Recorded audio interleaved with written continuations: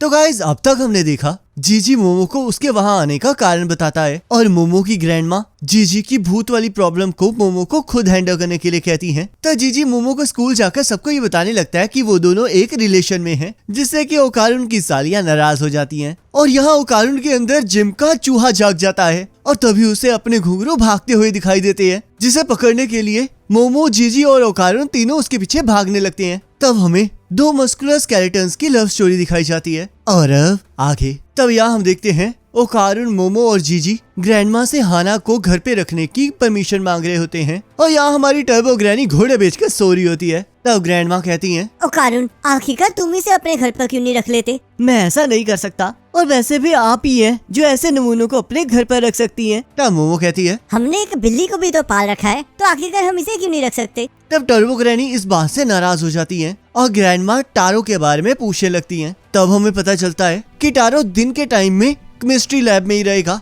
और रात के टाइम अपनी प्यारी हाना से मिलने आएगा। तब वो सभी लोग हाना को वहाँ पर रखने की रिक्वेस्ट करने लगते हैं और ग्रैंडमा इस बात को मानते हुए कहती है, बस एक चीज का ध्यान रखना कि अगर तुम ज्यादा चिपकोगे तो दूसरों को इससे डिस्टर्बेंस नहीं होनी चाहिए। और हाँ, ओकारुन का घुंघरू कहाँ है? तब मोमो कहती है, वो घुंघरू नहीं बल्कि क्रिसमस के डेकोरेशन का सामान था। और यहाँ हमारा बेचारा मजनू बिना घुंघरू के है। यहाँ पर इन्हें ओकारुन का घुंघरू नहीं मिल रहा और पीछे टर्बो ग्रैनी जीजी को घुंघरू समझकर बजा रही है। तब ग्रैंडमा सबको खाना खाने के लिए कहती है और जीजी ओकारुन और मोमो की पावर्स की तारीफ करने लगता है। तो मोमो और जीजी को ज्यादा करीब आता हुआ देखकर ओकारुन की जलने लगती है। तो ओकारुन को टोरा की बात याद आती है कि अगर आप किसी से प्यार करते हैं और अगर आप बिना कुछ किए उसे वहाँ से जाने देते हैं तो आपको जिंदगी भर इसका पछतावा रहता है। और इसी वजह से ओकारुन डिसाइड करता है कि वो मोमो के करीब आकर रहेगा। तब ओकारुन अजीब सी हरकतें करने लगता है और कहता है, मैंने डिसाइड कर लिया है कि अब मैं पीछे नहीं हटूंगा, तो इसलिए मैं भी लड़ूंगा।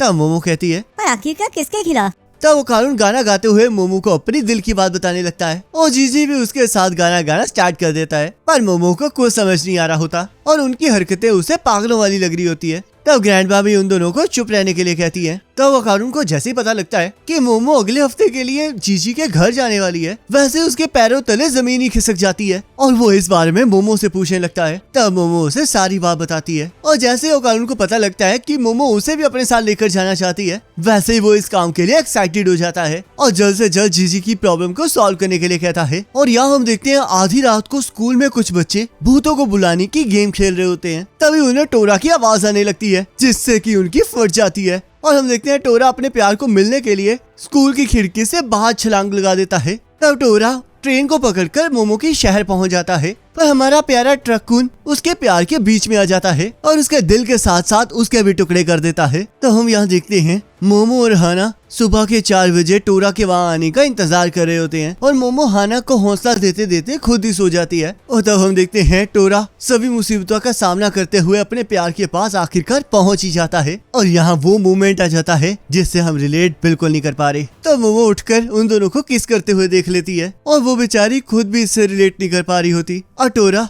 मोमो को हाना के साथ रहने के लिए थैंक यू कहता है और वादा करता है कि वो अगली बार से टाइम पर आएगा। तब यहाँ हम देखते हैं कि जीजी पूरी रात सो नहीं पाया होता क्योंकि उसे वहाँ पर भूत दिखाई दे रहा होता है। और यहाँ अगले दिन मोमो, ओकारुन और जीजी के होम टाउन जाने लगते हैं जहाँ पर वो ट्रेन में ओल्ड मेड खेल रहे होते हैं और ओकारुन बेचारा हर बार हार रहा होता है, जिस वजह से उसी का प्यार उसका मजाक उड़ा रहा होता है। एक आशिक के लिए यही तो सबसे बड़ा तकलीफ वाली बात होती है। तब उसकी सौतन उसके जख्मों पर मलहम लगाने लगती है जिसके लिए वो ओकारुन को कैंडी देने लगता है और हम देखते हैं इसकी वजह से मोमो और जीजी अपनी पुरानी बातों को याद करने लगते हैं, जिस वजह से ओकारुन के जख्मों पर मलहम की जगह नमक लग जाता है। तब ओकारुन सोचता है, मुझे इस तरह जेलस फील नहीं करना चाहिए, पर मैं इस बारे में कुछ नहीं कर सकता, तो इसलिए मुझे इस बात से ध्यान हटाने के लिए ये सोचना चाहिए कि आखिरकार मैं अपने घुंघरू को हासिल कैसे करूंगा। तब ओकारुन घुंघरू कर रहा होता है और मोमो के पूछने पर गलती से घुंघरू कह देता है, जिससे कि मोमो हंसने लगती है और जीजी मोमो को हंसाने लगता है,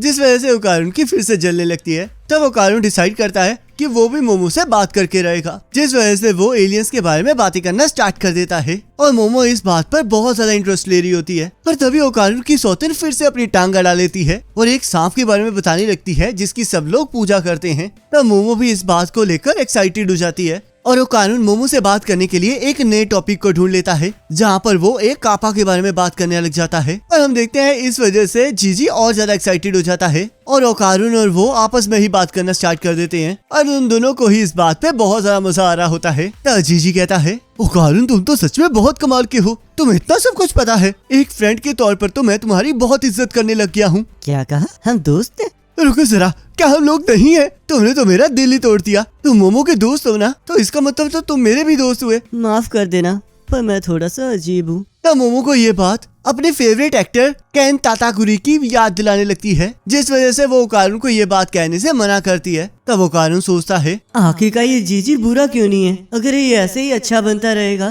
तो फिर मैं भी इसे पसंद करने लग जाऊंगा। गाइस लगता है यहाँ पर कुछ अजीब ही चल रहा है। अब ऐसा ना हो कि ये ओकारुन की सौतन की जगह मोमो की सौतन बन जाए। बिल्कुल इमेजिन मत करना।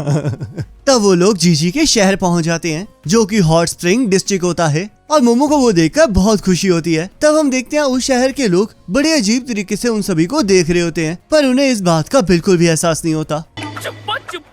और गाइस पता नहीं ये बंदा क्या कह रहा है, मुझे तो बोलते बोलते भी शर्म आ रही है। तब ओकारुन और मोमो कहते हैं, लो आ गई हमारी सबसे बड़ी दुश्मन सीढ़ियाँ। और हम देखते हैं वो किसी तरह मरते मरते जीजी के घर तक पहुंच ही जाते हैं। तो जीजी मोमो से उसके घर के आसपास के ऑरा के बारे में पूछने लगता है, पर मोमो को वो बिल्कुल नॉर्मल घर लग रहा होता है। तो जीजी कहता है कि तुम्हें सच में कुछ अजीब नहीं लग रहा? और सभी भूत पकड़ने वालों ने तो कहा था कि ये जगह बहुत बुरी न्यूज है। क्या तुम्हें सच में कुछ दिखाई नहीं दे रहा है? सच में? और तब हम देखते हैं ओकारुन को कुछ जंगल में चमकता हुआ दिखाई देता है, पर मोमो के बुलाने की वजह से ओकारुन इस बात को इग्नोर कर देता है। और हम देखते हैं उस शहर के लोग जीजी के घर पर नजर रख के हंस रहे होते हैं। वैसे लोग कम भूत ज्यादा लग रहे हैं। तब मोमो यहाँ पूरे घर को चेक करने लगती है, पर उसे कुछ भी फील नहीं हो रहा होता। तब मोमो बोर होकर टीवी ऑन कर देती है, क्योंकि उसे कुछ नहीं मिल रहा होता, और ओकारुन जीजी को घूरने लगता है। तब जीजी कहता है, क्या तुम मुझ पर शक कर रहे हो? तब मोमो कहती है, जब भूत पकड़ने वाले यहाँ पर आए थे तब उन्होंने कहा था ना कि ये जगह बुरी न्यूज है, तो इसका एक ही मतलब हो सकता है कि वो भूत कहीं छुपा हुआ है, और जब उनकी स्पिरिट पावर कमजोर है तो मेरे लिए उन्हें डिटेक्ट करना बहुत मुश्किल है, और अब अगर वो लोग कमजोर हैं तो उन्हें हराना बहुत आसान हो जाएगा। तो जीजी इस बात से बहुत खुश हो जाता है और मोमो की चमचागिरी करने लगता है। तो जीजी मोमो के कहने पर जूस लाने चला जाता है, और मोमो ओकारुन को भी आराम करने के लिए कहती है, क्योंकि अब तो उन्हें भूत रात को ही मिलने वाला है। तब मोमो ओकारुन और जीजी को वहाँ पर अकेला छोड़कर हॉट स्प्रिंग के मजे लेने चली जाती है, और जीजी ओकारुन के साथ सॉकर खेलने का प्लान बनाता है। और हम देखते हैं ओकारुन को तो सॉकर खेलना आता ही नहीं होता, जिस वजह से जीजी उसे सिखाने लगता है। तब ओकारुन सोचता है, मैं इसमें कितना ज्यादा बुरा हूँ, शुक्र है मेरी जानेमन यहाँ नहीं है, नहीं तो मेरी बहुत बेइज्जती होती। पर अगर मैं यहाँ पर प्रैक्टिस करूँगा तो शायद मैं सही टाइम पर अपनी जान के आगे शो ऑफ कर पाऊंगा, और तब वो मेरे प्यार में डूब जाएगी। तब जीजी ओकारुन से पूछता है कि क्या वो मोमो से प्यार करता है, जिससे कि ओकारुन हैरान हो जाता है कि आखिरकार ये बातें बाहर कैसे आ गई। और तब हम यहाँ देखते हैं मोमो ओकारुन और जीजी को छोड़कर इसलिए आई होती है क्योंकि बहुत टाइम बाद ओकारुन ने किसी को दोस्त बनाया होता है, जिस वजह से मोमो बीच में नहीं आना चाह रही होती है। तब यहाँ जीजी कहता है, मेरे कहने का मतलब ये था कि मोमो क्यूट है ना, उसे तो कोई भी प्यार कर सकता है। मेरे लिए मोमो मेरी पहली दोस्त है, जिसकी मैं बहुत ज्यादा रिस्पेक्ट करता हूँ, और वो मेरे बहुत करीब है। अच्छा तुम उसकी रिस्पेक्ट करते हो, पर मुझे तो मोमो के फेस और पर्सनैलिटी से प्यार है। मुझे भी उससे प्यार है, पर तुमने तो कहा कि तुम उसकी रिस्पेक्ट करते हो। प्यार के अलावा मैं उसकी रिस्पेक्ट भी करता हूँ। ये तो बिल्कुल गलत बात है। तो फिर मैं मोमो की आंखों से प्यार करता हूँ, तो इसलिए मैं जीतता हूँ। तो फिर मैं मोमो के मुंह से प्यार करता हूँ, तो इसलिए मैं जीता। तब वो दोनों ऐसे एक दूसरे के साथ लड़ना स्टार्ट कर देते हैं, और जीजी चाइल्डहुड फ्रेंड का पत्ता फेंककर मोमो के ज्यादा करीब होने का दावा करता है। तब ओकारुन को याद आता है कि उसने तो मोमो को किस कर रखा है, और वो इस बात से शर्माने लगता है। तब यहाँ मोमो हॉट स्प्रिंग का मजा लेकर वापस जाने लगती है, पर हम देखते हैं शहर के कुछ बुढ़े आकर उसे घेर लेते हैं, और यहाँ हम देखते हैं ओकारुन और जीजी अभी भी हार नहीं मान रहे होते। तब जीजी ओकारुन से दोस्ती करने के लिए अपना हाथ आगे बढ़ाता है, पर तभी उसका गला पकड़कर उसे हार मानने के लिए कहता है, पर ओकारुन हार मानने के लिए तैयार नहीं होता। तब हम देखते हैं ओकारुन को जीजी के घर में कुछ अजीब सा दिखाई देने लगता है, और वो लोग नोटिस करते हैं कि जीजी के घर में एक अजीब सा रूम भी है, जिसके अंदर जाने की कोई एंट्री नहीं है। तब हम यहाँ देखते हैं मोमो जहाँ पर नहा रही होती है वो हॉट स्प्रिंग मेल और फीमेल दोनों के लिए होता है, जिस वजह से वो बुढ़े भी नहाने के लिए अंदर घुस जाते हैं। और यहाँ ओकारुन और जीजी उस रूम की दीवारों को चेक करने लगते हैं, जिससे उन्हें पता चलता है कि वो जगह पूरी खाली है। और वो डिसाइड करते हैं कि वो लोग उस दीवार को तोड़ कर रहेंगे, क्योंकि जीजी को लगता है कि उसी की वजह से उसके पेरेंट्स की ये हालत हुई है। तब यहाँ हम देखते हैं वो बुढ़े धीरे धीरे मोमो के करीब बढ़ने लगते हैं और मोमो डिसाइड करती है कि वो अपनी साइकिक पावर से उन्हें रोक कर रहेगी। पर हम देखते हैं मोमो के कुछ करने से पहले ही वो लोग मोमो को पकड़ लेते हैं और पानी में डुबाने लगते हैं। तब यहाँ ओकारुन और जीजी मिलकर उस दीवार के अंदर एक होल कर देते हैं और हम देखते हैं उस होल के अंदर बिल्कुल जुजुत्सु काइसेन जैसा सीन होता है, जहाँ पर भूतों को कैद करने के लिए मंत्रों से उसे सील किया होता है। और गाइस इसी के साथ सीजन 1 कंप्लीट हो जाता है और सेकंड सीजन जुलाई से स्टार्ट हो जाएगा। तो अगर आप जुलाई में देख रहे हो तो नेक्स्ट एपिसोड का लिंक आपके स्क्रीन पर आ रहा है, आप उस पर क्लिक करके सेकंड सीजन के फर्स्ट एपिसोड को देख सकते हो।